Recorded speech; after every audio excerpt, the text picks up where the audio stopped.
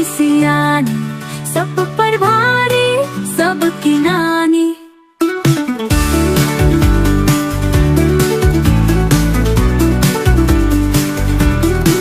चिड़िया रानी बड़ी सियानी, सब पर भारी, सबकी नानी।